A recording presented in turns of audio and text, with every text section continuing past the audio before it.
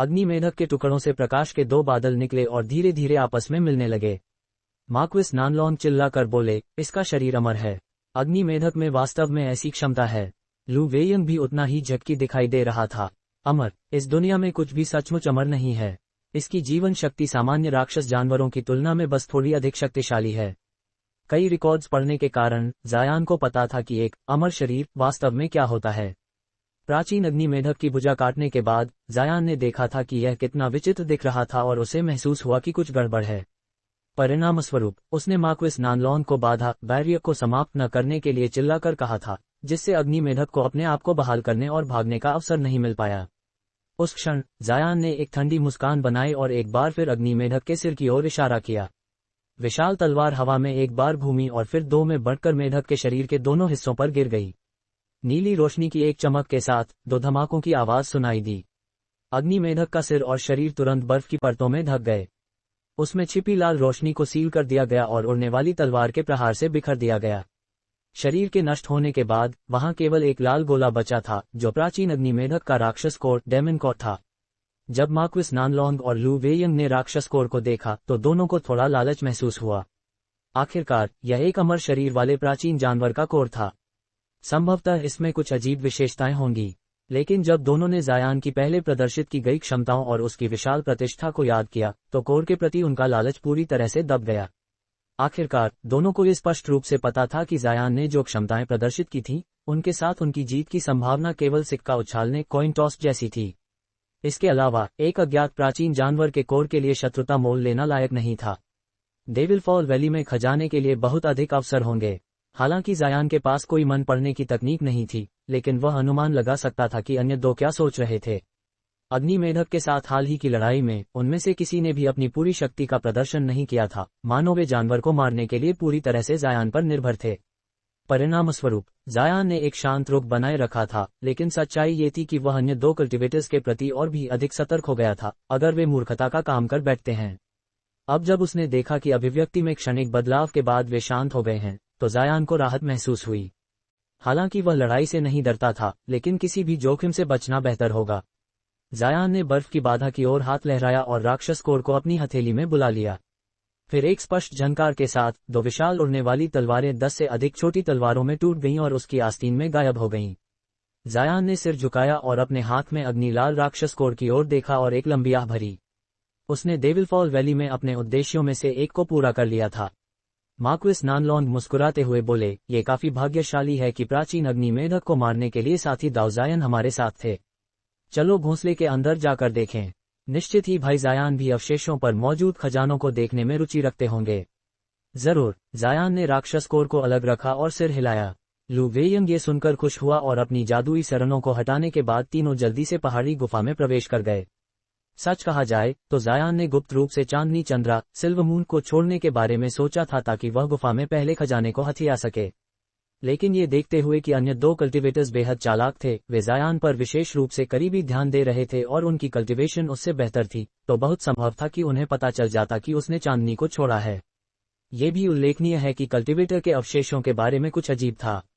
चूंकि जायान को महसूस हुआ कि कुछ गड़बड़ है, उसने इस मामले को वैसे ही छोड़ देने का फैसला किया। तीनों 3 प्रकाश की रेखाओं में बदल गए और एक पल में गुफा में प्रवेश कर गए। मार्क्विस और लू वेयंग ने जब लावा देखा तो वे चौंक गए, लेकिन जल्द ही उन्होंने इसे नजरअंदाज कर दिया और इधर उधर देखने लगे और उन्हें पत्थर का चबूतरा दिखाई दिया जहां प्राचीन कल्टिवेटर के अवशेष पड़े थे और उनके चेहरे पर खुशी के भाव आ गए। मार्क्विस नानलॉन्ग की अभिव्यक्ति मध्यम हो गई और उन्होंने ठंडे भाव से कहा, लगता है ये वही अवशेष हैं जिनका मास्टर कानकुन ने जिक्र किया था। चलो एक साथ वहां चलते हैं। जायान और लू वेयंग ने कोई आपत्ति नहीं की और वे तुरंत अवशेषों की ओर बढ़ गए। पत्थर के चबूतरे से 10 मीटर से अधिक ऊंचाई पर तैरते हुए जायान ने उत्सुकता के एक निशान के साथ अवशेषों को देखा। अन्य दो भी उत्सुक थे और उन्होंने ज्यादा रोक टोक नहीं दिखाए और तुरंत अपनी आध्यात्मिक समझ स्पिरिचुअल सेंस को खजाने की खोज के लिए अवशेषों पर छोड़ दिया। जब जायान ने ये देखा तो उसने एक रहस्यमय मुस्कान बनाई और कुछ नहीं कहा। उसे पहले से ही प्राचीन अवशेषों में कुछ अजीब बात पता थी और उसने फैसला किया कि दोनों के लिए इसे स्वयं अनुभव करना बेहतर होगा। परिणामस्वरूप दोनों ने कंकाल को अपनी आध्यात्मिक समझ से डुबोया और उसकी पोशाक से हरी रोशनी फूट पड़ी। परिणामस्वरूप उनकी आध्यात्मिक समझ को वापस खदेड़ दिया गया इससे पहले कि वे कुछ भी देख पाते, जिससे वे बहुत डर गए। एक आश्चर्यजनक अभिव्यक्ति के साथ लू वेयंग बुदबुदाया, ये उन पोशाकों में कुछ अजीब है। मार्क्विस नानलोंग शांत हो गए और समझाया, ये केवल एक हरे रेशम के कीड़े के रेशम से बनी एक पोशाक है। प्राचीन कल्टीवेटर्स ने इस सामग्री से पोशाकें बनाई थी ताकि अन्य कल्टीवेटर्स उन्हें अपनी आध्यात्मिक समझ से तलाश न सकें। हालांकि ये वर्तमान समय में दुर्लभ हैं, लेकिन प्राचीन काल में यह एक सामान्य वस्तु थी। फिर उन्होंने हवा में हाथ झाड़ा और हरी पोशाक को अपने हाथ में बुला लिया। परिणामस्वरूप कंकाल सामने आ गया, जिसकी कमर में एक छोटा काला थैला पाउच बंधा था। एक स्टोरेज पाउच, जैसा कि अपेक्षा थी। लू वेयंग खुशी से चिल्लाया। मार्क्विस नानलोंग भी उत्साहित महसूस कर रहे थे और उन्होंने हरी पोशाक को एक तरफ फेंक दिया और वे काले स्टोरेज पाउच को पूरी तरह से ध्यान से देखने लगे। जब जायान ने नीली पोशाक के जमीन पर गिरने की आवाज सुनी तो उसकी अभिव्यक्ति केवल एक पल के लिए मध्यम रूप से बदली। जैसे ही माहौल तनावपूर्ण हो गया, मार्क्विस नानलोंग ने अपने दो साथियों की ओर मुस्कुराते हुए सुझाव दिया, अगर आप दोनों को कोई आपत्ति नहीं है तो क्या अगर मैं पहले स्टोरेज पाउच की जांच करूं? जरूर, आप कर सकते हैं। भाई नानलोंग, कृपया आगे बढ़ें। जायान ने स्टोरेज पाउच की ओर देखा और मुस्कुराते हुए जवाब दिया। लू वेयंग के संबंध में उसने एक पल के लिए हिचकिचाहट महसूस की और फिर सिर हिलाया। मार्क्विस नानलोंग फिर आगे बढ़े और स्टोरेज पाउच को सावधानी से अपने हाथ में लिया। उन्होंने अपनी आध्यात्मिक समझ से इसकी सामान्य सामग्री का निरीक्षण किया और उनका चेहरा अकड़ गया। जब लू वेयंग ने ये देखा तो वह बिना रहे न कह पाया, भाई नानलोंग, अंदर क्या है? आप हमें भी देखने दें। मार्क्विस नानलोंग ने सिर हिलाया और स्टोरेज पाउच को पलट दिया। तुरंत सफेद प्रकाश की एक चमक के साथ इसकी सामग्री बाहर निकाल दी, जिससे फर्श पर वस्तुओं का ढेर लग गया। यह आखिर क्या है? लू वेयंग चिल्लाकर बोला। प्रकट होने वाली अधिकांश वस्तुएं धातु के लाल टुकड़े थे जो तपते हुए थे। कुछ ऐसी वस्तुएं भी थीं जो विशेष रूप से आकर्षक थीं। एक सफेद जेड का बॉक्स, एक छोटा बैंगनी दर्पण, एक छोटी पीली तलवार, हरी उड़ने वाली सुइयों का एक सेट और दो काली दवा की बोतलें। जायान ने उन वस्तुओं को देखा और उसकी आंखें संकुचित हो गईं और उसकी अभिव्यक्ति में बदलाव आया। जेड के बॉक्स और दवा की बोतलों को छोड़कर बाकी ये वस्तुएं निस्संदेह दुर्लभ प्राचीन खजाने थे। जेड बॉक्स और दवा की बोतलों के संबंध में उन्होंने विशेष रूप से जायान की रुचि को आकर्षित किया। बॉक्स और बोतलें दोनों एक ऐसी सामग्री से बने थे जो उसे उन्हें अपनी आध्यात्मिक समझ से देखने से रोकती थी। जायान ने अपनी भौहें चढ़ाते हुए कहा, मैंने पहले कभी वे सामग्री नहीं देखी हैं, लेकिन वे केवल आधी बनी हुई प्रतीत होती हैं। कुछ विचार के बाद मार्क्विस नानलोंग ने कहा, आधी बनी हुई? ऐसा लगता ही है। अगर मैंने सही अनुमान लगाया है तो ये लोहे के टुकड़े किंवदंती के आत्मा यस्क स्पिरिट ऑज होने चाहिए, असाधारण सामग्री जिनका उपयोग प्राचीन कल्टीवेटर्स प्राचीन खजानों को परिष्कृत करने के लिए करते थे। कहा जाता है कि उन्हें परिष्कृत करने की विधि काफी विचित्र है। उनके निर्माण के लिए बड़ी संख्या में दुर्लभ सामग्री और सांसारिक ऊर्जा की आवश्यकता होती है। इस प्राचीन कल्टीवेटर ने निश्चित रूप से एक विशेष रूप से भयानक अग्नि विशेषता खजाना बनाना चाहा होगा जिसके लिए इतने सारे अयस्क थे। आत्मा अयस्क स्पिरिट ऑज। जब जायान ने ये नाम सुना तो उसे तुरंत याद आया कि इनका जिक्र उसने एक प्राचीन रिकॉर्ड में पढ़ा था। एक पल के विचार के बाद उसे याद आया कि ये दुर्लभ प्राचीन खजानों को परिष्कृत करने के लिए उपयोग की जाने वाली सामग्री थी, जैसा कि मार्क्विस नानलोंग ने कहा था। जब लू वेयंग ने ये सुना तो उसने उत्साह का एक संकेत दिखाया और फिर बाकी खजानों को देखने और अंततः जेड बॉक्स और दवा की बोतल को घूरने के लिए मुड़ा। उसी क्षण मार्क्विस नानलोंग ने अपना हाथ ऊपर उठाया और स्टोरेज पाउच को जायान की ओर फेंक दिया। जायान ने अनायास ही उसे पकड़ लिया और एक पल के लिए आश्चर्यचकित हुआ, इससे पहले कि वह समझ पाता कि मार्क्विस नानलोंग का क्या मतलब था। उसने स्पष्ट रूप से इसे अपने हाथ में तौला और खोजबीन की और फिर इसे लू वेयंग की ओर फेंक दिया। लू वेयंग ने इसकी जांच की और जब उसने पुष्टि की कि कोई समस्या नहीं है तो सिर हिलाया। चलो इन खजानों को बांट लें। क्या हर व्यक्ति दो वस्तुएं चुने? ऐसा करें। अपने सामने मौजूद मामले का सबसे महत्वपूर्ण सवाल उठाते हुए मार्क्विस नानलोंग ने एक गंभीर अभिव्यक्ति धारण की। जायान की निस्कें टिमटिमाई। लू वेयंग के चेहरे का भाव देखकर उसने पूछा, क्या भाई लू कोई और तरीका सुझा रहे हैं खजाने को बांटने का? अगर जेड बॉक्स और दवा की बोतलें भी प्राचीन खजाने होते तो हम प्रत्येक को दो दो वस्तुएं मिलने में कोई समस्या नहीं होती। लेकिन हमें अभी तक पता नहीं है कि जेड बॉक्स या दवा की बोतलों के अंदर क्या है। स्वाभाविक रूप से हमें पहले अंदर देखना चाहिए और उन्हें उनके मूल्य के अनुसार बांटना चाहिए।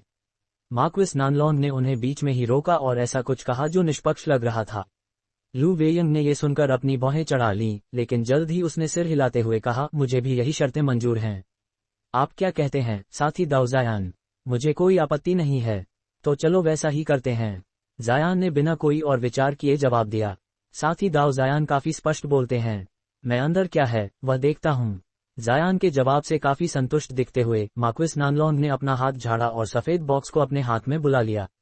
अपने दूसरे हाथ से एक थप्पड़ मारकर उसने बॉक्स को खोलने की कोशिश की। जैसे ही बॉक्स खुला उसमें से सफेद रोशनी चमकी और उसमें से सफेद रोशनी की एक परत प्रकट हुई जिसने मार्क्विस नानलोंग के हाथ को वापस खदेड़ दिया। ये बॉक्स एक प्रतिबंध रिस्ट्रिक्शन के अधीन है। एक पल के लिए स्वयं से बड़बड़ाने के बाद उनके हाथ से सुनहरी रोशनी चमकी और उन्होंने बॉक्स को एक बार फिर पकड़ा। सफेद रोशनी ने उन्हें एक बार फिर रोका और मार्क्विस नानलोंग के हाथ की रोशनी के साथ उलझ गई, लेकिन थोड़ी देर बाद सुनहरी रोशनी चमकी और सफेद रोशनी के पूरी तरह से गायब होने से पहले उन्होंने बॉक्स को जबरदस्ती खोल दिया। जायान की आंखें एक पल के लिए चौंधिया गईं, इससे पहले कि वह बॉक्स के अंदर एक हल्के पीले रंग की जेड स्लिप को स्पष्ट रूप से देख सके। लू वेयन के चेहरे पर एक अजीब अभिव्यक्ति थी और मार्क्विस नानलोंग ने एक पल के लिए हिचकिचाहट महसूस की, इससे पहले कि उन्होंने जेड स्लिप को अपने माथे पर रखा। जेड स्लिप की सामग्री का एक झटके में निरीक्षण करने के बाद उनके चेहरे पर भी एक अजीब अभिव्यक्ति आ गई। साथ ही दाव, इसे देख लीजिए। दूसरों को अपने बारे में संदेह पैदा होने से रोकते हुए मार्क्विस नानलोंग ने जल्दी से उसे जायान की ओर फेंक दिया। जायान ने जेड स्लिप पकड़ी और उसे अपने माथे से लगाया। एक पल बाद उसके चेहरे पर अनायास ही एक त्योरी जम गई और उसने जेड स्लिप लू वेयंग को दे दी, जिसने भी उसे जल्दी से पढ़ा। लू वेयंग ने इसे पढ़ना भी पूरा नहीं किया था कि वह बड़बड़ाया, 7 फ्लेम फैन। मैंने कभी नहीं सुना इस प्राचीन खजाने के बारे में। क्या ये शक्तिशाली है? मार्क्विस नानलोंग ने विचार किया और कहा, मुझे निश्चित नहीं है, लेकिन जेड स्लिप में दी गई कठिन परिष्करण विधि और इस तथ्य को देखते हुए कि इसके लिए आत्मा या स्पिरिट और की आवश्यकता होती है, ये काफी भयानक होना चाहिए। लू वेयंग ने सिर हिलाया और जेड स्लिप मार्क्विस नानलोंग को वापस कर दी। भले ही यह शक्तिशाली है, ये बेकार है। हालांकि इसमें परिष्करण विधि का विस्तार है, लेकिन इसके लिए 80 से अधिक अग्नि विशेषता वाली आत्मा सामग्री और उतनी ही सहायक सामग्री की आवश्यकता होती है। इनमें से कई ऐसी वस्तुएं हैं जो इस दुनिया से लंबे समय पहले विलुप्त हो चुकी हैं। जेड स्लिप अब कम मूल्य की है और केवल शोध के लिए उपयोगी है। मार्क्विस नानलोंग ने मुस्कुराते हुए जेड स्लिप को बेपरवाही से वापस बॉक्स में रख दिया। जैसे ही जायान ने जेड स्लिप को बेकार समझा, उसने अचानक अपने दिमाग में चांदनी चंद्रा सिल्वर मून की प्रसन्न आवाज सुनी, 7 फ्लेम फैन। मालिक, क्या उस जेड स्लिप में वास्तव में इसे परिष्कृत करने की विधि है? जायान की अभिव्यक्ति बदल गई और उसने जवाब दिया, बिल्कुल सही। क्या तुम इसके बारे में जानती हो? चांदनी की आवाज कांपने लगी और वह उत्साह से बोली, मालिक, अगर मुझे सही याद है तो 7 फ्लेम फैन एक दिव्य आत्मा खजाना डिवाइन स्पिरिट ट्रेजर है, लेकिन दिव्य आत्मा खजानों में इसकी रैंकिंग काफी कम थी, किशोरावस्था में थी। दिव्य आत्मा खजाना डिवाइन स्पिरिट ट्रेजर। जब जायान ने ये सुना तो वह आश्चर्य से बोल पड़ा। जायान कुछ और कह पाता इससे पहले आत्मा विचलन के महाराजा मोनार्क ऑफ सोल डाइवर्जेंस भी उत्साह के साथ बोल पड़े, क्या? एक दिव्य आत्मा खजाना? तुम्हें किसी भी तरह से जेड स्लिप हासिल करनी चाहिए। मैं अतीत में दिव्य आत्मा खजानों पर शोध करना चाहता था, लेकिन उनकी परिष्करण विधियां पाना काफी मुश्किल होता है। चांदनी का स्वर कठोर हो गया और उसने ठंडे भाव से कहा, अजीब बूढ़े, तुम अपना मुंह चलाकर क्या कर रहे हो? आत्मा विचलन के महाराजा हंस पड़े और बेपरवाही से बोले, राक्षस लोमड़ी, तुम अभी भी पहले की नाराजगी पाले हुए हो।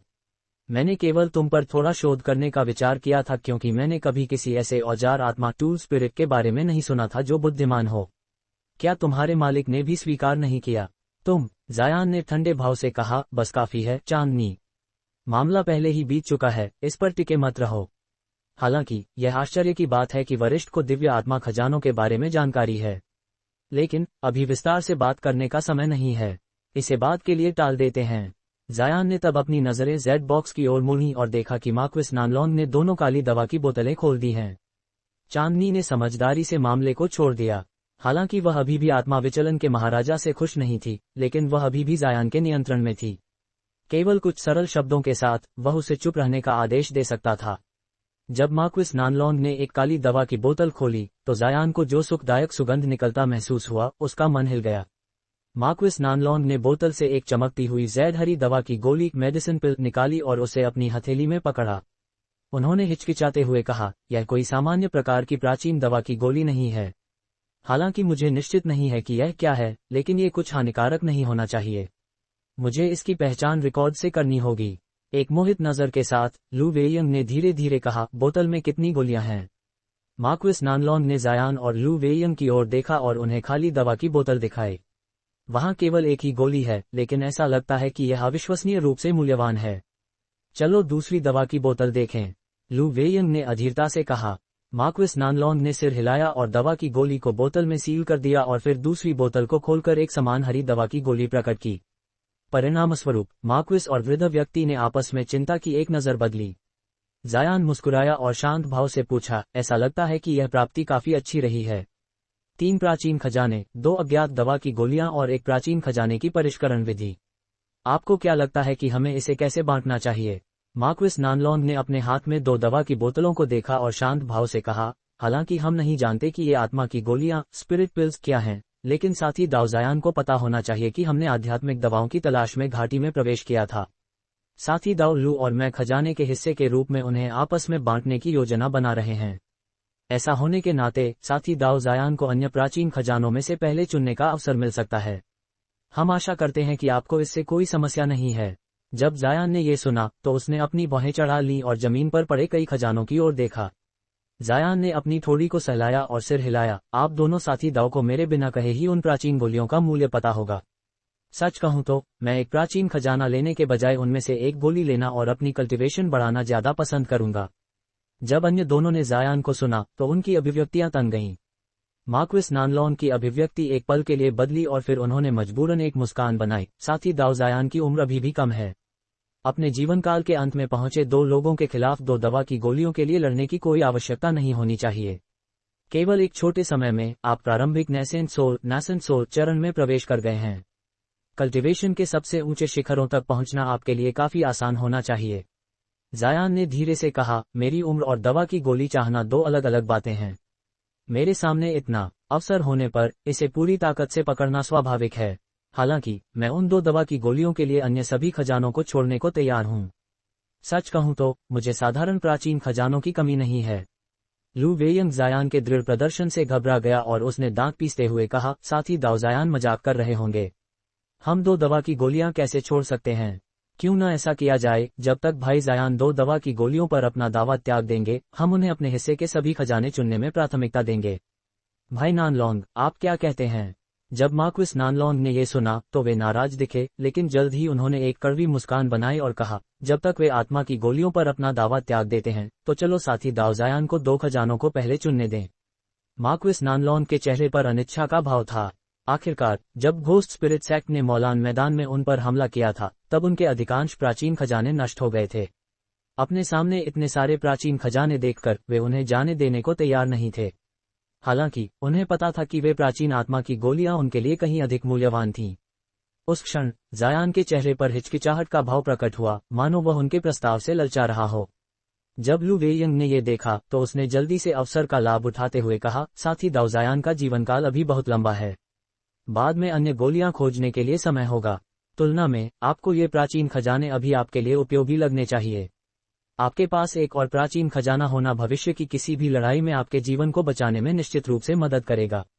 जायान मुस्कुराए बिना नहीं रह सका और बोला, ऐसा लगता है कि जब तक मैं आत्मा की गोलियों को नहीं छोड़ता खजानों को बांटना मुश्किल होगा।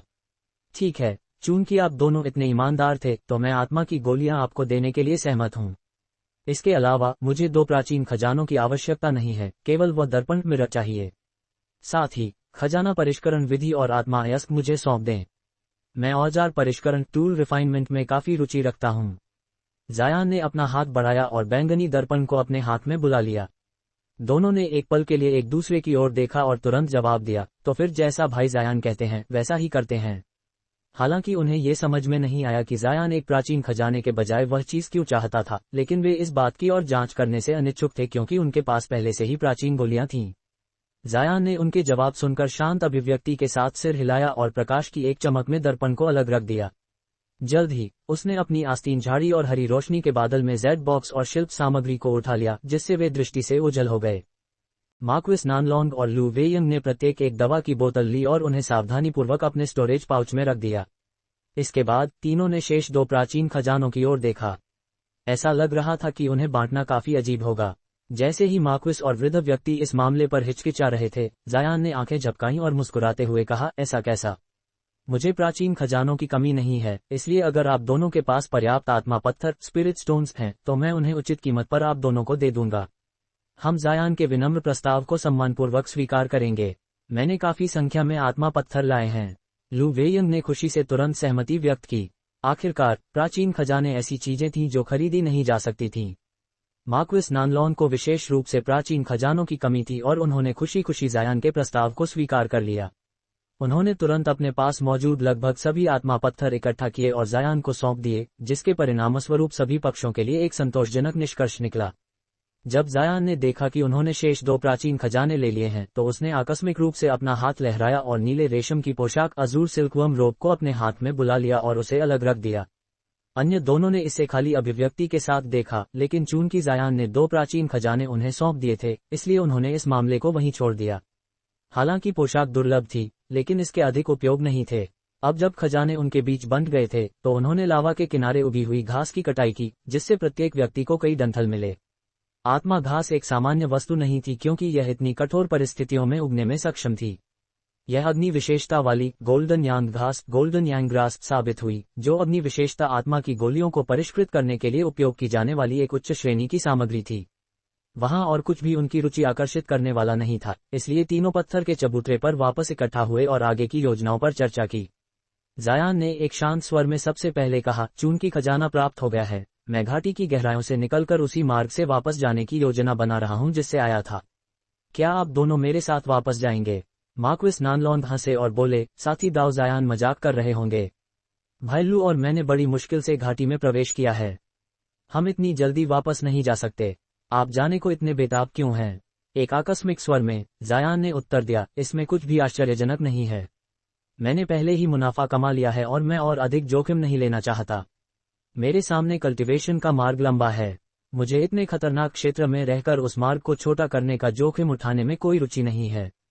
लू वेयंग ने एक चमकती हुई मुस्कान बनाई और कहा, हे मुझे नहीं लगता था कि साथी दाव जायान अपने भविष्य के मार्ग के प्रति इतने जागरूक हैं।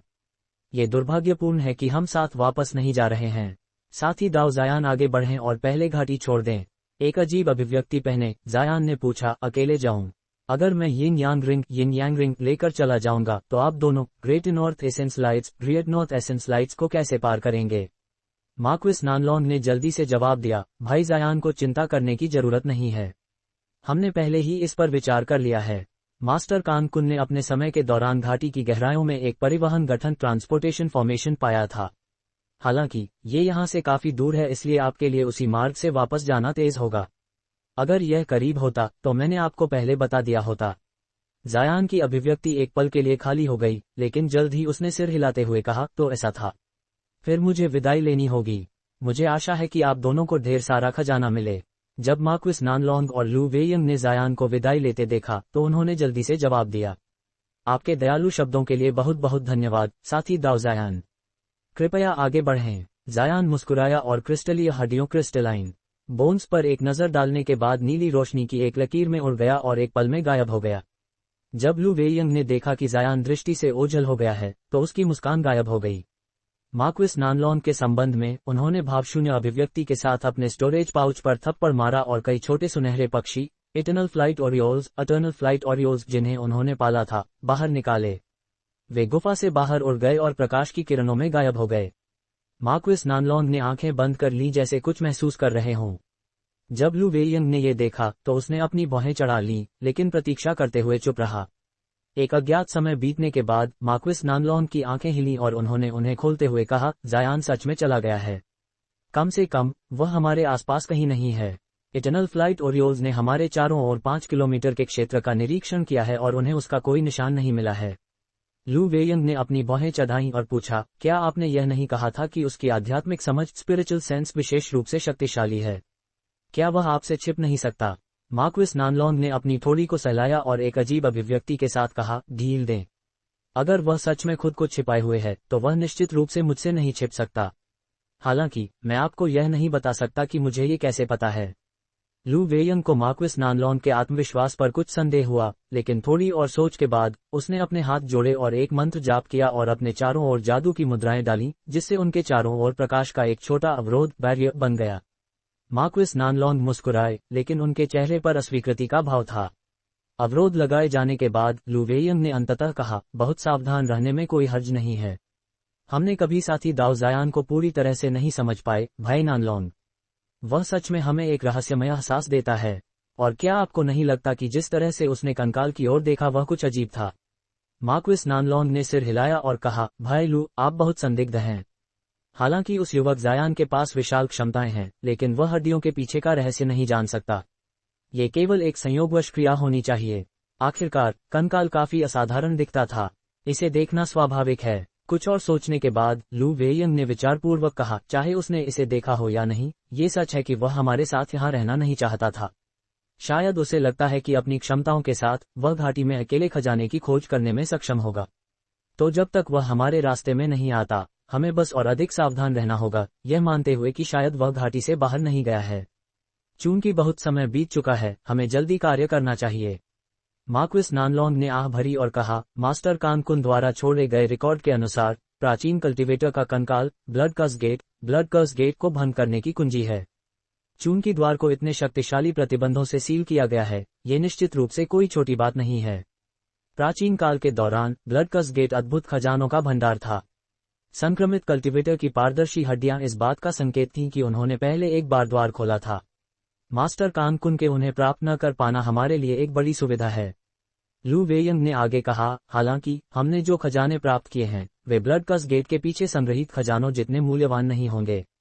ठीक है, चल पड़ते हैं।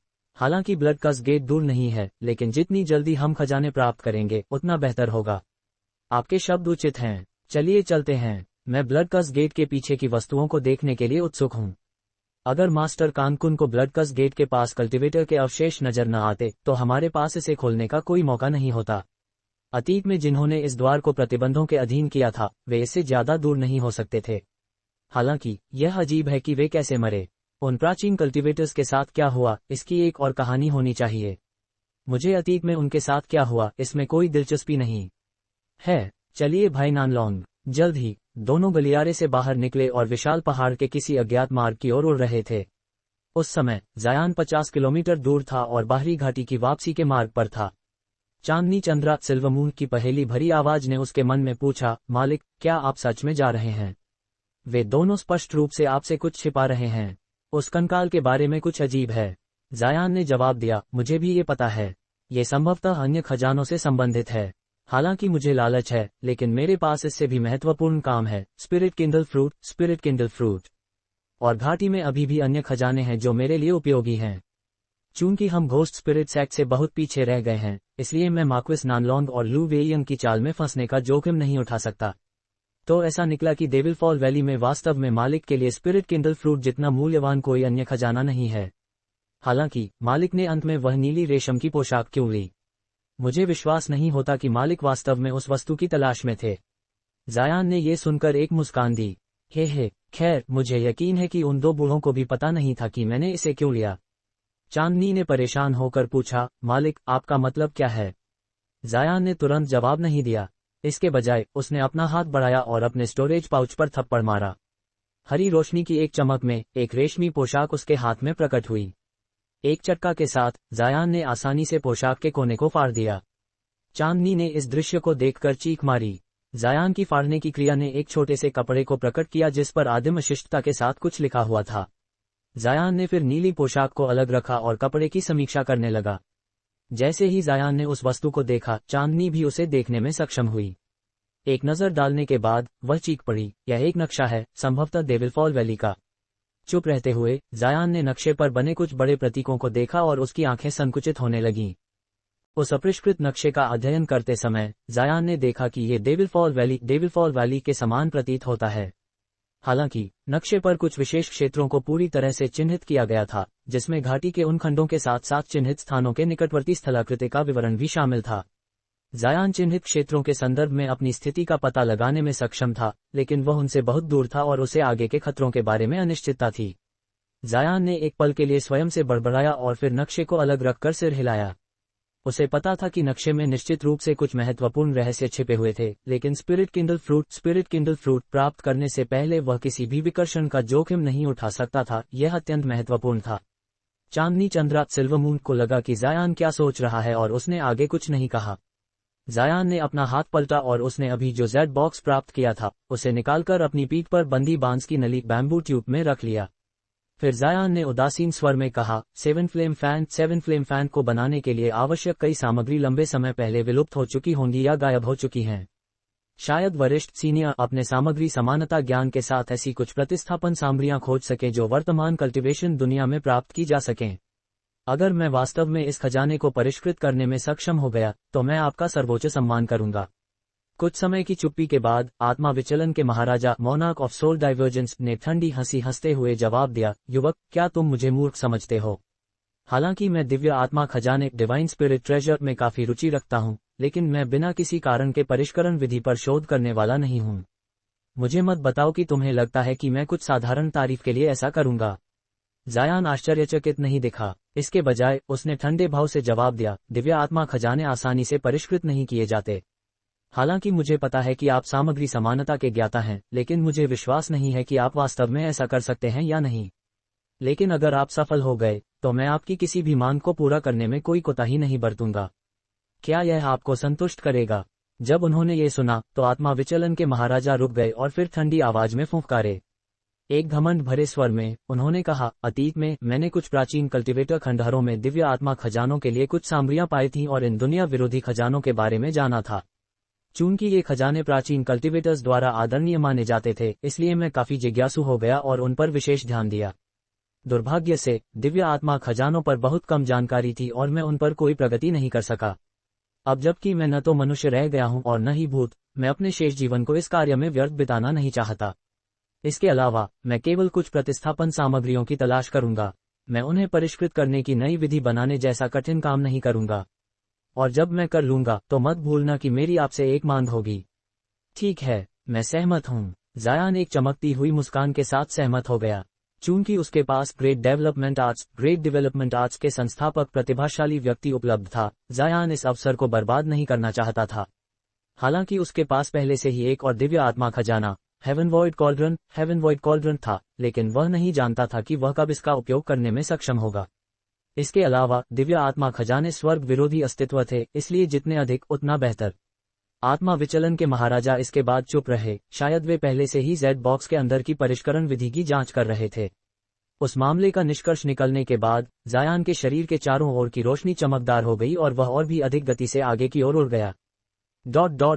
उस पहाड़ में जहां बैंगनी धारीदार बिच्छुओं पर्पल लाइन स्कॉर्पियंस का घोंसला था, मार्क्विस नानलोंग और लू वेयंग एक अनजान सुरंग के अंदर भूमिगत जा रहे थे।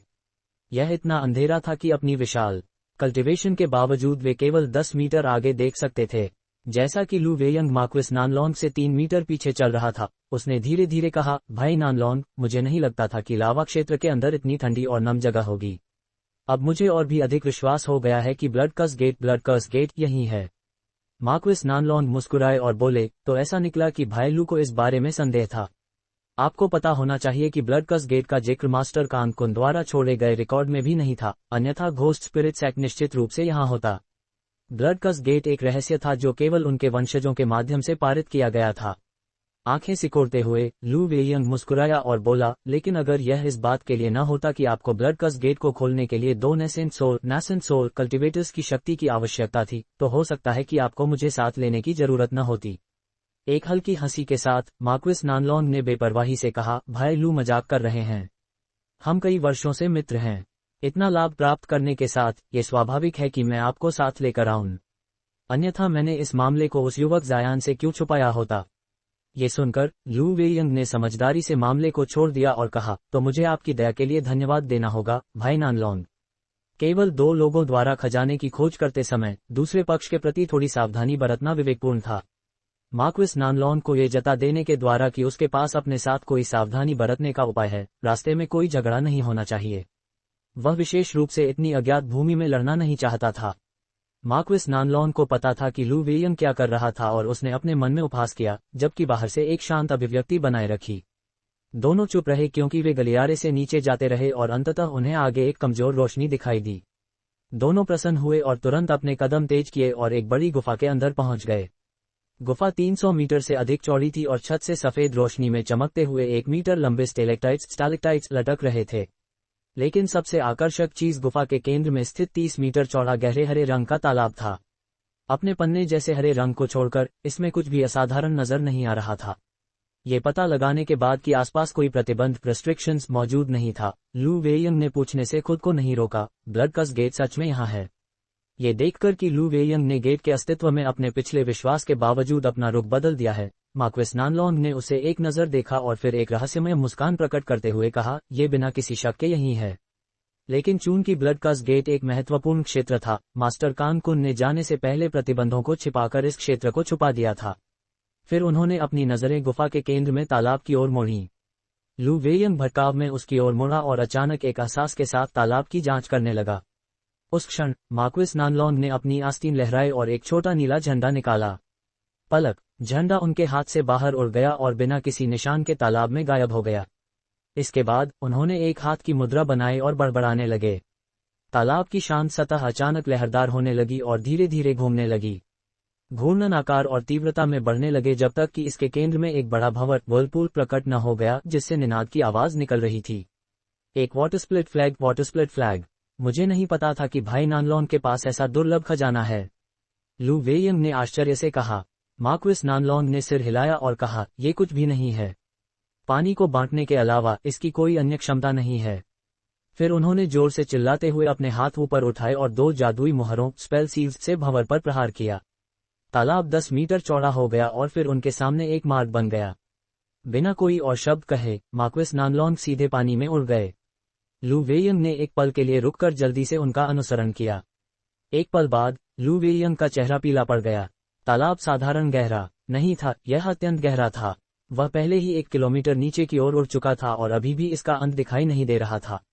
जैसा कि उसने तालाब के ऊपरी हिस्से को देखने के लिए ऊपर देखा, उसे प्रकाश का एक बिंदु दिखाई दिया और उसे धीरे धीरे घबराहट और दबाव महसूस हुआ जो उसे नीचे दबा रहा था।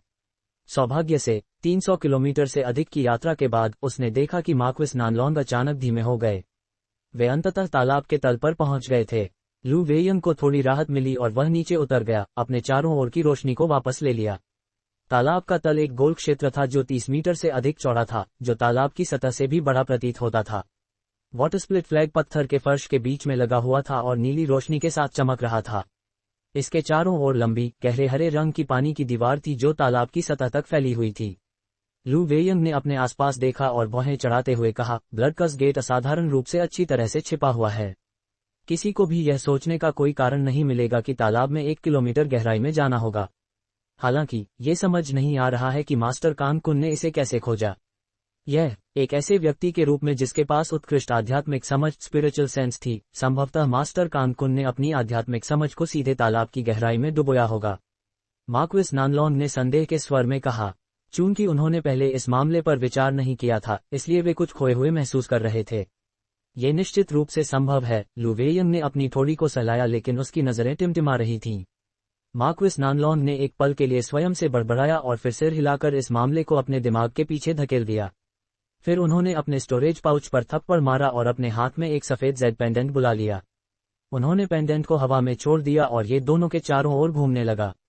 मार्क्विस नानलोंग ने अपने हाथ ऊपर उठाए और एक मंत्र मुद्रा इनकैंटेशन सील बनाई। पेंडेंट पर विभिन्न रंगों की जादुई मुहरों की पंक्तियां छोड़ीं। पेंडेंट ने उन्हें साफ साफ अवशोषित कर लिया और जल्द ही एक अंधेरी सफेद रोशनी के साथ चमकने लगा। यह पानी की बाधा के सामने रुक गया और फीनिक्स की चीखों के साथ चीखने लगा। मार्क्विस नानलोंग ने हाथ उठाकर जेड पेंडेंट की ओर इशारा किया। जैसे ही यह कांपा, उसके सामने से सफेद रोशनी की एक धुंध फैल गई। एक अजीब दृश्य हुआ क्योंकि सफेद रोशनी की धुंध पानी की बाधा से गुजरी और छवि को विकृत किया, मानो किसी चित्रकारी को फाड़ रही हो। जैसे ही प्रकाश टूटा, उसकी जगह पर एक 10 मीटर ऊंचा आर्चदार पत्थर का फाटक प्रकट हुआ, जिसकी सतह पर लाल रोशनी चमक रही थी। पत्थर के फाटक के ऊपर एक विशाल सींग वाला भूत का सिर उकेरा गया था, जो फाटक की अधिकांश सतह को घेरे हुए था। ये जीवंत और दुष्ट दिखाई दे रहा था। क्या ये ब्लड कस गेट है? लू वेयंग ने उसे देखते हुए अपनी ठोड़ी को सहलाया। किसी कारणवश फाटक को देखकर उसे अचानक घबराहट की एक लहर महसूस हुई। बर्फ की बाधा के केंद्र से लाल रोशनी तेजी से चमकी और लपटों का विशाल स्तंभ प्राचीन ज्वाला मेढक के चारों ओर घूम गया। चाहे वह बर्फ के ड्रैगन हो या जादुई खजाने, वे सभी जबरदस्ती से दूर हटा दिए गए। प्रकाश के स्तंभ के भीतर प्राचीन ज्वाला मेढक की आकृति धुंधली दिख रही थी। लपटों का स्तंभ जल्दी ही छिन्न भिन्न हो गया और यह जानकर कि वह फंस गया है, प्राचीन ज्वाला मेढक ने इस अवसर का लाभ उठाते हुए भागने का प्रयास किया। वह प्रचंड लपटों की एक गेंद में बदल गया और बाधा में अभी अभी बनाए गए छेद की ओर स्वयं को दाग दिया। मार्क्विस नानलोंग और लू वेयिंग ने यह देखकर जल्दबाजी में अपने जादुई खजानों को आदेश दिया कि वे पशु को जादू के गठन से भागने से रोकें, लेकिन वे बहुत देर से आए। पलक झपकते ही वह बर्फ की बाधा के पास पहुंच गया, लेकिन जैसे ही मेढक की अगली टांगें बाधा से बाहर निकली, दूरी से एक तेज सीटी फूट पड़ी। मेढक ने काली रोशनी की एक लकीर दिखते हुए देखी और वह उसकी ओर बह गई। तुरंत बाद उसे अपनी टांग में जलन और ठंडक का एहसास हुआ और अचानक उसे पता चला कि उसका एक बड़ा हिस्सा गायब हो गया है। ज्वाला मेढक कुछ क्षण कांपा और फिर असहनीय दर्द से दहाड़ा। अपनी शक्तिशाली क्षमताओं के बावजूद पशु दर्द से अभिभूत हो गया और तुरंत आकाश से गिर गया। मार्क्विस नानलोंग और लू वेइंग ने इसे देखकर खुशी मनाई और तुरंत अपने खजानों को ज्वाला मेढक को घेरने और हमलों की झड़ी लगाने का आदेश दिया। गहरे हरे रंग की अंगूठी कई बार धुंधली हो गई और कई सौ प्रेत छवियों में बदल गई। ज्वाला मेढक को बांधने के प्रयास में उसके चारों ओर घूमती रही। जहां तक जुड़वां नीले हल्बर्ट का सवाल है, वे नीली रोशनी की एक चमक में 20 मीटर लंबे बर्फ के अजगर में बदल गए और फिर मेढक पर झपट पड़े, ये दिखाते हुए कि यह एक महान पशु है जो अतीत में मास्टर कानकुन से डर का पात्र था। इसने एक अंग के गायब होने से प्रभावित होने का कोई संकेत नहीं दिखाया और हमलों को झेलने की तैयारी में अपने शरीर के चारों ओर छोटे प्रकाश ढालों की एक सघन परत संघनित की। हरी अंगूठी की प्रेत छवियां ज्वाला मेढक के शरीर के करीब जाने और उसे बांधने में असमर्थ थीं। वे केवल प्रकाश ढालों पर प्रहार कर सकती थीं, लेकिन उसका कोई विशेष प्रभाव नहीं पड़ा। जहां तक दो बर्फ के अजगरों का सवाल है, वे अपने स्वयं के बर्फ गुण हमलों से अग्नि तत्व प्रकाश ढालों को प्रतिबंधित करने में सक्षम थे। हर झपटे के साथ वे एक और प्रकाश ढाल को तोड़ते थे, लेकिन ढालों की संख्या अनंत प्रतीत होती थी और हमलों का बहुत कम प्रभाव पड़ा। लेकिन जल्द ही हमलों की झड़ी में नीली रोशनी की 6 किरणें शामिल हो गईं, रोशनी की चमक के साथ प्रकाश ढालों को तोड़ती हुई। एक जोरदार गरज के साथ प्राचीन ज्वाला मेढक अपने प्रतिरोध के प्रयासों के बावजूद अभिभूत हो गया। मार्क्विस नानलोंग ने यह देखकर आश्चर्य से एक तरफ देखा और जायन को देखा जो एक अज्ञात समय में पास में प्रकट हो गया था। जायन ने अपनी भुजा उठाई हुई थी जिससे काली ऊर्जा चीख बिखेर रहा था। उसके पीछे 6 कछुए की पुतलियां थीं जो प्रत्येक कटोरे के आकार की मोटी प्रकाश किरणें उत्सर्जित कर रही थीं जो ज्वाला मेढक पर प्रहार कर रही थीं। जायन ने अपनी आंखें मोड़कर ज्वाला मेढक की कटी हुई टांग को देखा जो बर्फ की बाधा के बाहर गिरी थी। हालांकि यह शरीर से अलग थी, फिर भी ये लाल रोशनी से चमक रही थी और बर्फ की बाधा के पास तैर रही थी, जैसे इसमें अभी भी आध्यात्मिक शक्ति थी। जायन ने ये देखा तो उसकी आंखों में आश्चर्य की एक झलक थी। कुछ क्षण पहले जब जायन ने देखा कि ज्वाला मेढक बर्फ की बाधा से भागने वाला है, तो उसने निराशा के क्षण में यिन डेविल एग्जीक्यूशन का प्रयोग किया। हालांकि उसने यह अपेक्षा नहीं की थी कि ज्वाला मेढक गिरने के बाद भी इतना दृढ़ और भयंकर होगा। ये 2 नेसेंट सोल खिलाड़ियों और उसकी 6 पुतलियों के हमलों के नीचे भी टिका रहा। यह कोई आश्चर्य की बात नहीं थी कि मास्टर कानकुन कमजोर होने के बावजूद इससे लड़ने की हिम्मत नहीं करता था।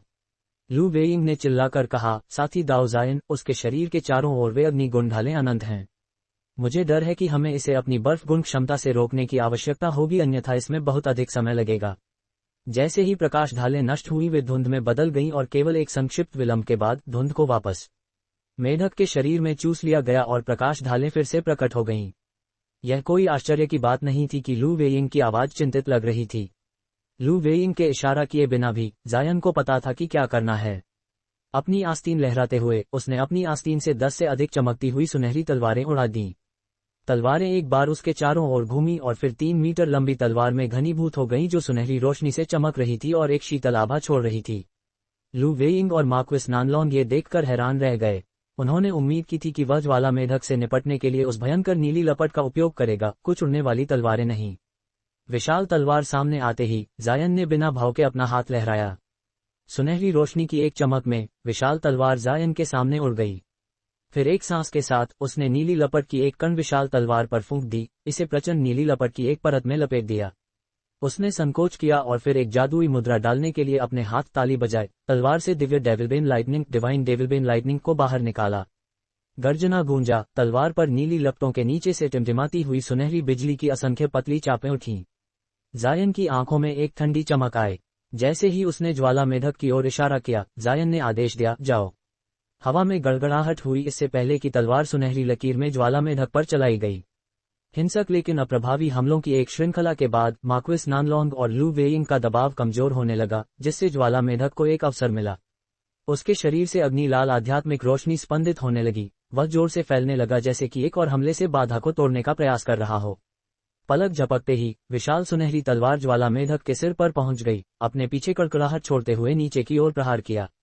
ज्वाला मेढक ने हरी आंखों से अपनी ओर गिरती हुई सुनहरी तलवार को घूरा और महसूस किया कि तलवार उसके लिए बड़ा खतरा है। अपना पेट फैलाना जारी रखने में असमर्थ, उसने अजीब तरह से टर्राया और सुनहरी तलवार के हमले का सामना करने के लिए एक चमकता हुआ लाल अग्निगोला थूका। अग्निगोला केवल मुट्ठी के आकार का था, लेकिन ये चिकना था और लाल रोशनी में टिमटिमा रहा था, जैसे कि यह अग्नि से बना एक विशाल मोती हो। जैसे ही यह प्रकट हुआ, बर्फ की बाधा के भीतर की हवा तपती हुई हो गई। राक्षस कोर्ट डेमन कॉ, ऐसा नहीं हो सकता, ये सामग्री नहीं है। जायन शुरू में इसे देखकर डर गया, लेकिन उसे राहत मिली जब उसने पाया कि यह असली राक्षस कोर नहीं था। आखिरकार ज्वाला मेढक को इसका वास्तव में उपयोग करने के परिणामों का डर बहुत अधिक होना चाहिए। जायन ने आदेश जारी रखा, किसी हिचकिचाहट के बिना सुनहरी तलवार को अग्निगोले पर काटने के लिए प्रोत्साहित किया। अपनी बढ़ी हुई तीखापन और उनकी संकेंद्रित संख्या की शक्ति के साथ जायन को विश्वास था कि बैम्बू क्लाउड स्वार्म स्वॉर्ड्स इसे काटने में सक्षम होंगी, भले ही अग्निगोला कितना भी अजीब क्यों न दिखता हो। एक धमाके के साथ एक आश्चर्यजनक दृश्य हुआ। जैसे ही सुनहरी और अग्नि लाल रोशनी आपस में मिली, विशाल तलवार केवल अग्निगोले के आधे रास्ते तक ही प्रवेश कर सकी, इससे पहले कि तलवार को जबरदस्ती रोक दिया गया। ज्वाला मेढक की आंखों में तिरस्कार दिखाई दिया और वह चिल्लाया, आधा कटा हुआ अग्निगोला फट गया। लाल रोशनी का एक विशाल क्षेत्र फैल गया और फिर तुरंत 6 मीटर लंबे लाल अजगर में संघनित हो गया। वह ऊपर की ओर उछला और अचानक विशाल तलवार के चारों ओर लिपट गया, उसे कठोर पकड़ में लेकर रोक दिया। जायन शुरू में स्तब्ध रह गया, लेकिन जल्द ही वह मुस्कुराया।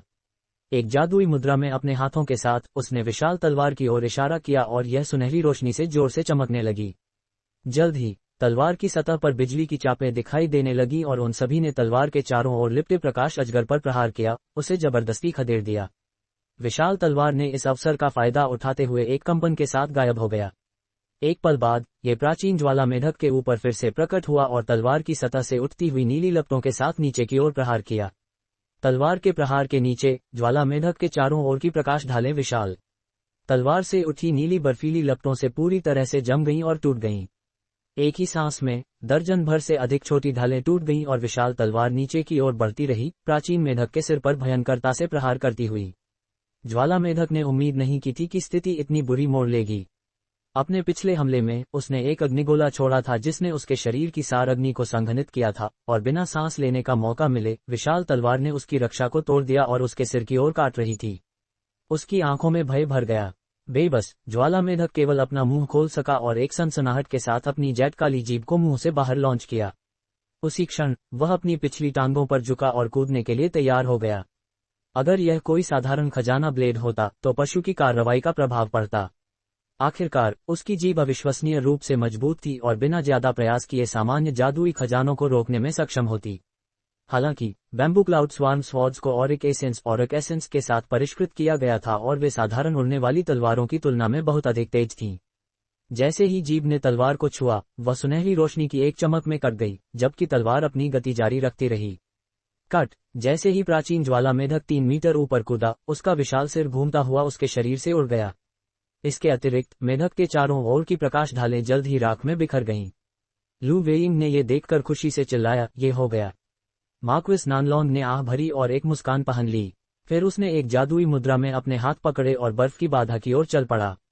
एक क्षण रुकिए, जायन ने ठंडे दिमाग से चिल्लाकर मार्क्विस नानलोंग को बर्फ की बाधा को निष्क्रिय करने से रोका।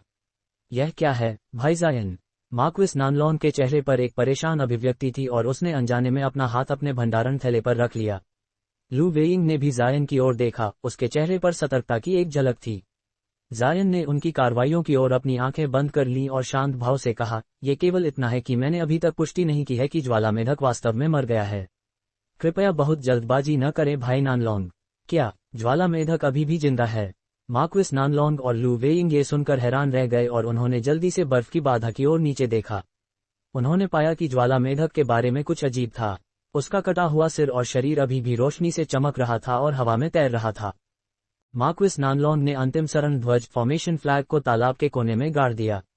उन्होंने एक विवश मुस्कान के साथ अपने हाथ थपथपाए और कहा, कैसा है? क्या आप अपनी तैयारियां पूरी कर चुके हैं? इन जादुई शरणों स्पेल फॉर्मेशंस को लगाने के साथ भले ही कोई बड़ी समस्या आ जाए, हम उससे निपट सकेंगे। इससे अधिक समय बर्बाद करना व्यर्थ होगा। लू वेइंग हंसा और बोला, मैं थोड़ा और समय बर्बाद करना पसंद करूंगा बजाय इसके कि किसी आश्चर्य का सामना करूं। अगर द्वार के पीछे वास्तव में केवल गुप्त खजाने छिपे हैं तो ये सबसे अच्छा होगा, लेकिन अगर वहां कुछ और है तो थोड़ी और तैयारी बेहतर रहेगी। हालांकि मैं प्राचीन खजानों का बहुत लालची हूं, लेकिन मैं अपनी जान को ज्यादा कीमती समझता हूं। मार्क्विस नानलोंग ने यह सुनकर सिर हिलाया और कुछ नहीं कहा। उसी क्षण लू वेयंग ने अपना अंतिम सरन प्लेट फॉर्मेशन प्लेट रखा और अपने प्रतिबंध को सक्रिय किया, जिससे उनके चारों ओर एक अस्पष्ट सफेद धुंध की परत बन गई। लू वेयंग संतुष्टि से सिर हिलाकर मुड़ा और लाल रोशनी से चमकते पत्थर के फाटक की ओर देखा। मार्क्विस नानलोंग इस समय तक काफी अधीर हो चुके थे।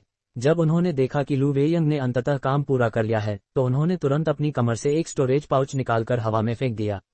अचानक उसमें से सफेद रोशनी बह निकली और प्राचीन कल्टीवेटर के क्रिस्टलीय अवशेष प्रकट हुए। ब्लड कर्स गेट काफी अजीब है।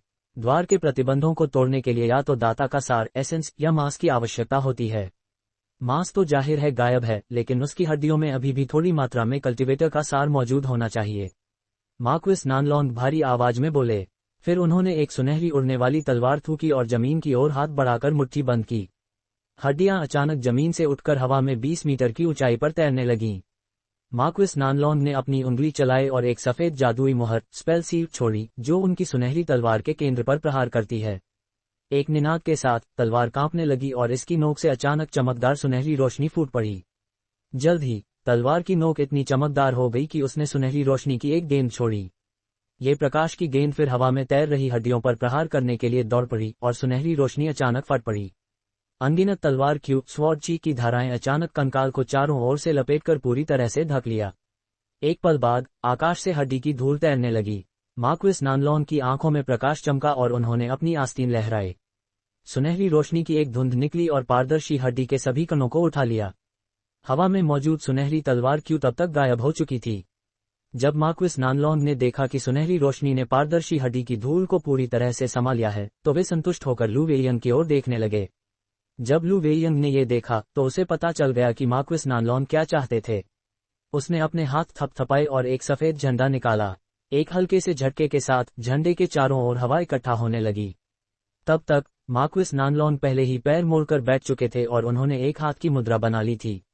एक धीमे मंत्र के साथ उनके हाथ से विभिन्न रंगों की जादुई मुहरें निकली और हड्डी की धूल को घेरने वाली सुनहरी धुंध पर प्रहार किया। जादुई मुहरों के प्रभाव में सुनहरी धुंध के भीतर की हड्डी की धूल धीरे धीरे घूमने लगी। पारदर्शी हड्डी की धूल धीरे धीरे विभिन्न रंगों के साथ चमकने लगी, जिससे यह अत्यंत चमकदार हो गई। उसी क्षण लू वेयंग ने पत्थर के फाटक पर एक जांच प्रहार शुरू किया। अपने जादुई झंडे से हमले की आज्ञा देने के बजाय उसने अपने दूसरे हाथ से पत्थर के फाटक की ओर कई अग्नि गेंदें फायरबॉल्स दागीं। अग्नि गेंदें हवा में लुढ़कती हुई पत्थर के फाटक के पास पहुंची और लाल रोशनी व्यापक रूप से चमकी और जीवंत हो उठी। एक बड़े लाल प्रकाश के द्रव्यमान में संघनित होकर एक 3 मीटर लंबे भूत के चेहरे का रूप ले लिया, जो पत्थर के फाटक पर उकेरे गए चेहरे के समान था। फाटक पर प्रहार करने वाली अग्नि गेंदों को निगलने के बाद वह चमका और तुरंत गायब हो गया। जब लू वेयंग ने यह दृश्य देखा तो वह डर गया और कुछ हिचकिचाहट के साथ उसने झंडे को पत्थर के फाटक की ओर इशारा किया। झंडे के चारों ओर संघनित हवा का अजगर फिर चीखते हुए हवा में से गुजरते हुए पत्थर के फाटक पर टूट पड़ा। भूत का चेहरा फिर से प्रकट हुआ और उसका मुंह खुल गया। उसके मुंह से प्रकाश की एक किरण निकली, जिसने हवा के अजगर को निगल लिया और उसे अपने मुंह में खींच लिया। लू वेयंग के चेहरे पर क्रोध और अलार्म का भाव एक पल के लिए प्रकट हुआ। लू वेयंग और मार्क्विस नानलोंग ने बेचैनी से एक दूसरे की ओर देखा। मार्क्विस नानलोंग ने एक आह भरते हुए धीरे धीरे कहा, ब्लड कर्स गेट वास्तव में काफी अजीब है। आइए बस मास्टर कानकुन द्वारा वर्णित विधि के अनुसार प्रतिबंध को भंग करें।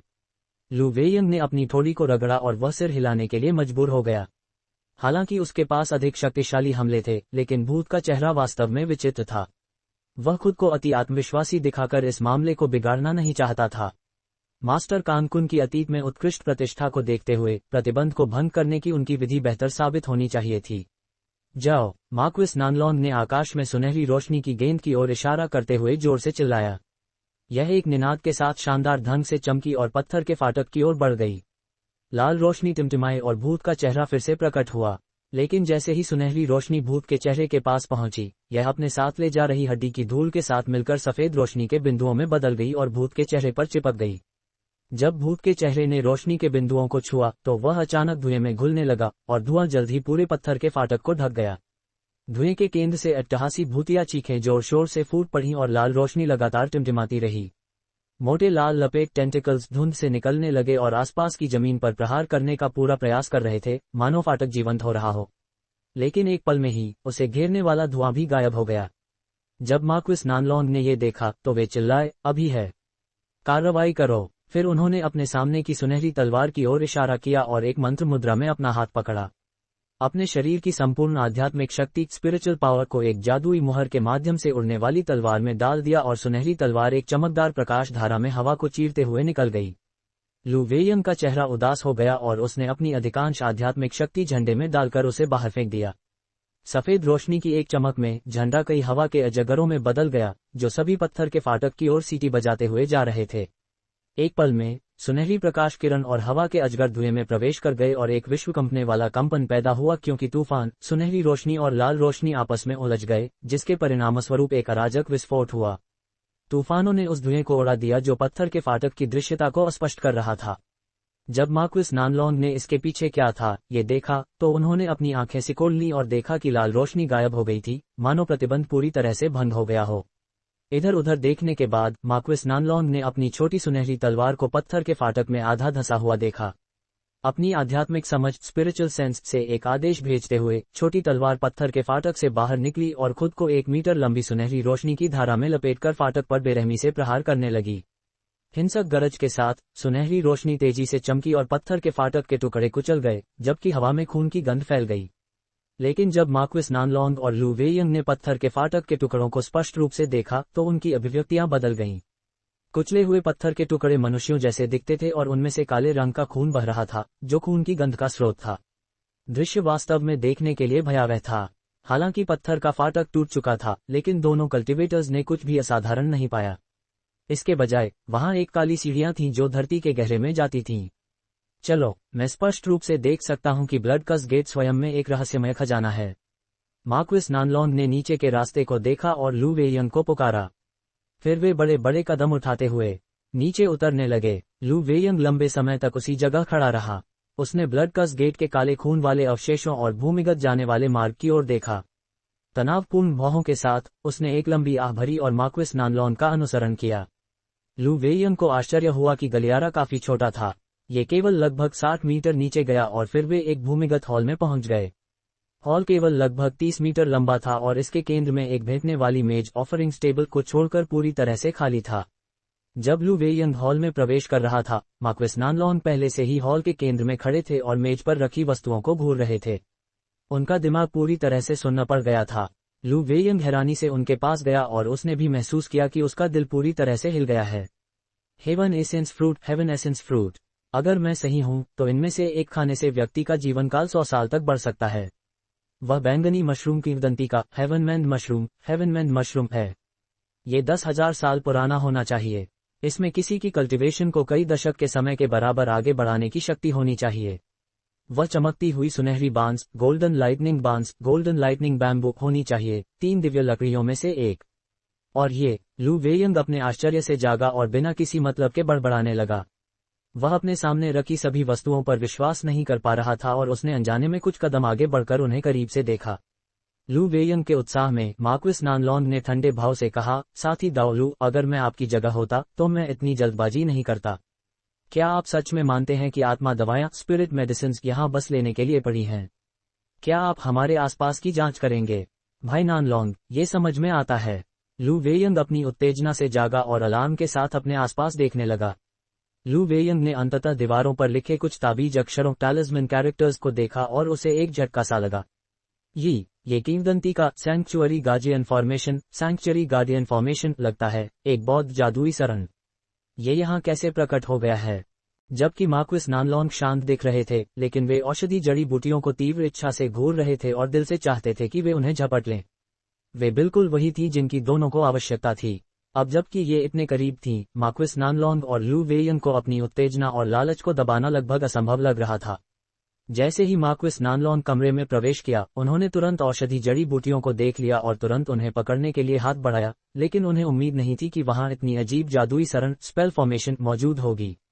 परिणामस्वरूप वह एक मजबूत बल से वापस खदेड़ दिए गए और उन्हें लू वेयंग का इंतजार करना पड़ा।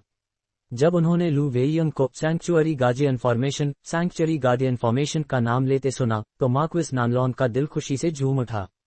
जब उन्होंने प्रतिबंध का सामना किया था तो उन्हें महसूस हुआ था कि यह अतीत में उनके द्वारा अध्ययन किए गए किसी भी गठन से बहुत भिन्न था, जिससे उन्हें काफी चिंता थी। ये काफी राहत की बात थी कि लू वेयंग को इसके बारे में पता था। मार्क्विस नानलोंग ने अपनी उत्तेजना को जबरदस्ती दबाते हुए पूछा, भाई लू, क्या आप इस प्रतिबंध को जानते हैं? अतीत में मुझे कुछ बौद्ध संप्रदायों बुद्धिस्ट सेक्ट्स से कल्टीवेशन रिकॉर्ड प्राप्त हुए थे। हालांकि मैं उनकी तकनीकों को कल्टीवेट नहीं कर सका, लेकिन मैंने उनकी कुछ जादुई सरणों का अध्ययन किया था। सैंक्चुअरी गार्डियन फॉर्मेशन उनमें से सबसे अद्भुत में से एक था। भाई नानलोंग, अगर यह वास्तव में वही शरण है तो यह अत्यंत परेशान करने वाला होगा।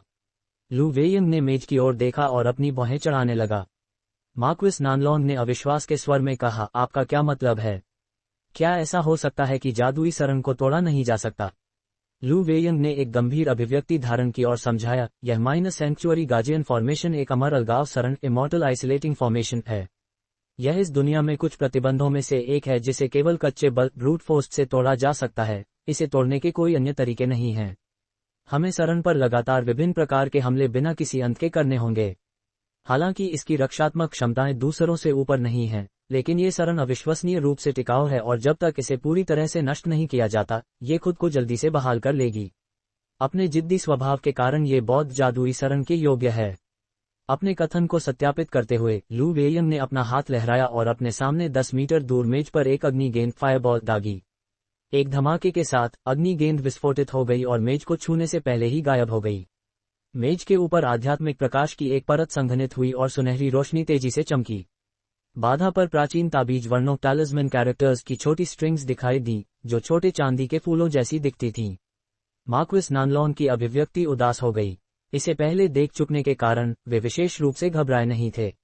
यह क्या है? लू वेयंग ने चौंक कर चिल्लाया। मार्क्विस नानलोंग ने अनायास ही उसकी ओर देखा और देखा कि वह सुनहरी बाधा के एक हिस्से को आश्चर्य की अभिव्यक्ति के साथ घूर रहा था। अपने आश्चर्य में मार्क्विस नानलोंग की आंखों से आध्यात्मिक प्रकाश टिमटिमाया, क्योंकि वे बाधा में जितना हो सके देखने की कोशिश कर रहे थे। सुनहरी रोशनी के माध्यम से वे हवा में तैरते हुए एक सिर के आकार का चांदी का भिक्षा पात्र आर्म्स बोल देख सके। भिक्षा पात्र की सतह पर विभिन्न गहरे ताबीज वर्ण तैर रहे थे। पात्र के चारों ओर 8 धुंधले सफेद जैद ताबीज उसकी ओर इशारा किए हुए तैर रहे थे और उसके ऊपर 3 अति सुंदर वस्तुएं स्थिर रूप से तैर रही थीं। मार्क्विस नानलोंग ने ध्यान से देखा और पाया कि वे एक छोटी चांदी की तलवार, एक जेट ब्लैक बौद्ध छड़ बुद्धिस्ट स्टाफ और एक खून लाल मोती पर्ल थे। हालांकि तीनों वस्तुएं केवल लगभग 1 इंच लंबी थीं, लेकिन वे प्रकाश की किरणें उत्सर्जित कर रही थीं जो आपस में उलझकर मेज के ऊपर तैर रहे भिक्षा पात्र को ढांप रही थीं। मार्क्विस नानलोंग दंग रह गए। भिक्षा पात्र, जैद ताबीज और तीनों जादुई उपकरण मेज के ऊपर से अजीब तरह से दृष्टि से गायब हो गए। फिर ताबीज वर्णों से घिरी सुनहरी बाधा चुपचाप गायब हो गई। क्या हो रहा है? जब प्रकाश बाधा पहली बार प्रकट हुई थी तो वे वस्तुएं वहां नहीं थीं, लेकिन जब लू वेयंग ने उस पर प्रहार किया तो वे वस्तुएं उसके ऊपर प्रकट हो गईं। मार्क्विस नानलोंग का मुंह बंद था क्योंकि उन्होंने अपने सामने प्रकाश बाधा को गायब होते देखा। उनकी आंखों में हैरानी झलक रही थी। लू वेयंग को यह संदेह नहीं था। उसने बस नई दिखाई देने वाली वस्तुओं को देखा और एक पल के लिए सोचा। ये स्पष्ट है कि आत्मा दवाएं, स्पिरिट मेडिसिन्स केवल शरण में अन्य वस्तुओं की पृष्ठभूमि के रूप में काम कर रही थीं। कौन से खजाने इन स्वर्ग विरोधी औषधि जड़ी बूटियों से भी अधिक मूल्यवान साबित हो सकते हैं? हालांकि यह केवल अनुमान था, लेकिन लू वेयंग का दिल जोर जोर से धड़कने लगा। ब्लड कस गेट के बारे में उसके मूल संदेह और चिंताएं अब उसके दिमाग के पीछे फेंक दी गई थीं। भाई लू, ऐसा लगता है कि हम सही जगह आए हैं। अगर हम इस बौद्ध जादुई शरण को तोड़ने में सक्षम हो गए तो हमारी यात्रा व्यर्थ नहीं जाएगी। मार्क्विस नानलोंग भी लू वेयंग के समान निष्कर्ष पर पहुंचे और उनकी ओर मुस्कुराए। लू वेयंग ने एक मध्यम मुस्कान बनाई और कहा, बिल्कुल सही। मुझे नहीं लगता था कि ब्लड कस गेट के पीछे इतने सारे गुप्त खजाने छिपे होंगे। हालांकि प्रतिबंध को भंग करना आसान मामला नहीं है। ये तब तक संभव नहीं होगा जब तक हम अपना बहुत सारा समय बर्बाद न करें और अपनी शक्ति का बलिदान न करें। अपनी शक्ति का बलिदान करना तो दूर, मैं उन खजानों को प्राप्त करने के लिए अपने जीवन के 10 साल बलिदान करने को भी तैयार हूं। आपने कहा कि शरण को केवल कच्चे बल से ही भंग किया जा सकता है। ऐसा लगता है कि हमें काफी व्यस्त रहना होगा। समय की बर्बादी नहीं करनी चाहिए। चलो तुरंत शुरू करते हैं। फिर मार्क्विस नानलोंग ने लू वेयंग को देखा और खुले दिल से कहा, और जब हम शरण तोड़ देंगे तो क्या हम खजानों को समान रूप से बांट लेंगे? जरूर, आप जैसा कहें वैसा ही करते हैं। लू वेयंग भी खजाना प्राप्त करना चाहता था और उसने तुरंत जवाब दिया, जिससे मार्क्विस नानलोंग संतुष्ट हुए। उस क्षण दोनों ने एक दूसरे से दूरी बढ़ा ली और एक दूसरे के प्रति सतर्कता की भावना विकसित की। इसके बाद लू वेयंग ने एक सफेद झंडा निकाला और उसे हवा में उछाल दिया और फिर एक मंत्र मुद्रा में हाथ पकड़कर बैठ गया। मार्क्विस नानलोंग ने अपनी आस्तीन लहराए और एक सुनहरी तलवार हवा में फेंक दी। अचानक एक तूफान और तलवार क्यू स्वॉर्ड चीक दोनों को बुलाया गया। जैसे ही वे मेज के पास पहुंचे, सुनहरी प्रकाश बाधा फिर से प्रकट हुई और भूमिगत गहराइयों में विस्फोट लगातार गूंजने लगे। ... एक पहाड़ की चोटी के पास नीली रोशनी की एक किरण आकाश से गुजर रही थी। यह जायान था जो अपनी यात्रा कर रहा था। वह पहले ही बैंगनी धारीदार बिच्छुओं वाले पहाड़ से गुजर चुका था और वापस बाहरी घाटी की ओर जाने के लिए गुफा में प्रवेश करने वाला था। चूंकि जायान इस मार्ग से पहले भी गुजर चुका था, यात्रा सुचारू और तेज रही। जिसमें पहले 1 दिन लगा था, अब उसे केवल 1/3 समय लगेगा। जैसे ही वह गुफा से 2 घंटे की दूरी पर था, उसने अचानक दूरी में विस्फोटों की एक श्रृंखला सुनी। उसकी अभिव्यक्ति बदल गई और उसने दूरी में स्रोत को देखने के लिए ठहर गया। उसने जल्दी से अपनी आध्यात्मिक समझ स्पिरिचुअल सेंस फैलाए और अजीब आध्यात्मिक क्यू स्पिरिचुअल ची के उतार चढ़ाव को महसूस किया। जायान ने अनायास ही अपनी आंखें सिकोड़ लीं और देखा कि दूर के एक पहाड़ से सफेद प्रकाश की मध्यम चमक आ रही थी। अगर वह गलत नहीं था, तो यह वह क्षेत्र था जिसके बारे में उसे संदेह था कि वहां प्रतिबंध थे। संभवतः यह एक ऐसा क्षेत्र था जिसमें प्राचीन कल्टिवेटर्स के खजाने थे। ऐसा लग रहा था कि अन्य कल्टिवेटर्स भी खजाने की खोज में घाटी की गहराइयों में प्रवेश कर चुके थे। जैसे ही जायान इस पर विचार कर रहा था, उसने सिर हिलाया। उसे क्षणिक रूप से अपने लाभ के लिए स्थिति का लाभ उठाने का लालच हुआ, लेकिन उसने जल्द ही इस विचार को दबा दिया। चूंकि वह दूसरों का ध्यान आकर्षित करने से डरता था, इसलिए उसने केवल अपनी आध्यात्मिक समझ को जल्दी से उन पर से गुजारा और खजाने के शिकारियों को करीब से नहीं देखा। वर्तमान में जायान महसूस कर रहा था कि अपने रास्ते में आने वाली किसी भी परेशानी से बचना बेहतर होगा। ये सोचकर वह आकाश को चीरता हुआ तेजी से आगे बढ़ गया और जल्द ही गायब हो गया। जायान के देखने की दिशा से कई किलोमीटर दूर कल्टिवेटर्स का एक समूह एक छोटे पहाड़ को ढांपने वाली सफेद बाधा पर भयंकर हमले कर रहा था। उनका नेतृत्व मौलान दिव्य संत Jong, Maulana divine says Jong और महिला spell warrior lake spell warrior lurk कर रहे थे। कल्टिवेटर्स का समूह सभी मौलान स्पेल योद्धा थे। जैसे ही जायान उड़ गया, दिव्य संत जोंग की बाहें हिली और उन्होंने अनायास ही जायान की दिशा की ओर देखा। स्पेल वॉरियर ले ने विद्वान पुरुष की नजर देखी और पूछा, क्या हुआ? क्या भाई जोंग को कुछ संदिग्ध दिखाई दिया? विद्वान पुरुष ने उदासीनता से जवाब दिया, कुछ नहीं, मुझे बस एक हेवनली साउथ कल्टिवेटर की आध्यात्मिक समझ इस दिशा से गुजरते हुए महसूस हुई। हालांकि ऐसा लगता है कि वे हस्तक्षेप नहीं करना चाहते और हमें पाकर वे उड़ गए। चूंकि हम प्रतिबंध को तोड़ने के करीब पहुंच चुके हैं, आइए इस मामले में गहराई से न जाएं। स्पेल वॉरियर ले ने एक आह भरी और बेबस होकर बोली, भाई जोंग सही कहते हैं। हम प्रतिबंध को तोड़ने के निर्णायक क्षण तक पहुंच चुके हैं। मुझे आशा है कि यह वह दूसरा प्रतिबंध न हो जिसे हमने पहले तोड़ा था, जहां कोई खजाना नहीं मिला था, और न ही वे 2 आदमी जो स्थानिक विदारणों स्पेशल टीयर्स का शिकार हो गए थे। दिव्य संत जोंग ने यह सुनकर चेहरा उदास कर लिया। इसके बारे में हम कुछ नहीं कर सकते। उन अदृश्य स्थानिक विदारणों से बचने का कोई तरीका नहीं है। हमने जो निम्न श्रेणी की आत्मा पक्षी स्पिरिट बर्ड्स तैयार किए थे, वे घाटी में प्रवेश करते ही पागल हो गए और वे पूरी तरह से नियंत्रण से बाहर थे। अगर हम उन्हें अपने आगे जासूसी के लिए रख पाते तो हम 2 लोगों को नहीं खोते। स्पेल वॉरियर ले ने विचारपूर्वक कहा, वे आत्मा पक्षी पागल नहीं हुए थे, बल्कि वे आंतरिक घाटी के डर से अभिभूत हो गए थे। क्या यहाँ कुछ ऐसा है जो राक्षस जानवरों डेमन बीस्ट्स को वश में करने में माहिर है? जो ब्लैकविंग हॉक मैंने उधार लिया था, वह ग्रेड 5 का आत्मा जानवर है, लेकिन घाटी में प्रवेश करने के बाद वह भी मेरे आदेशों को सुनने में सक्षम नहीं था। यह आत्मा जानवर थेलेट स्पिरिट बीस्ट पाउच को छोड़ने को भी तैयार नहीं है। इस डेविलफॉल वैली के बारे में कुछ वास्तव में अजीब बात है। विद्वान पुरुष की आंखों में एक ठंडी चमक आए और उन्होंने उदास भाव से कहा, शायद इसे हेवनली साउथ का सबसे खतरनाक स्थान कहा जाता है। स्वाभाविक रूप से इस स्थान के बारे में कुछ अजीब होगा। हालांकि हम यहाँ घाटी के रहस्यों को सुझाने के लिए नहीं आए हैं, बल्कि मौलान की ओर से प्राचीन खजानों और दवाइयों की खोज में आए हैं। इस प्रकार भले ही हम आत्मा पक्षियों का उपयोग नहीं कर सकते, हमें आगे बढ़ना होगा। हमें इस स्वर्णिम अवसर को पाने के लिए हेवनली साउथ की 4 महाशक्तियों 4 सुपर पावर्स के साथ व्यापार करना पड़ा था। हम इसे अभी बर्बाद नहीं कर सकते।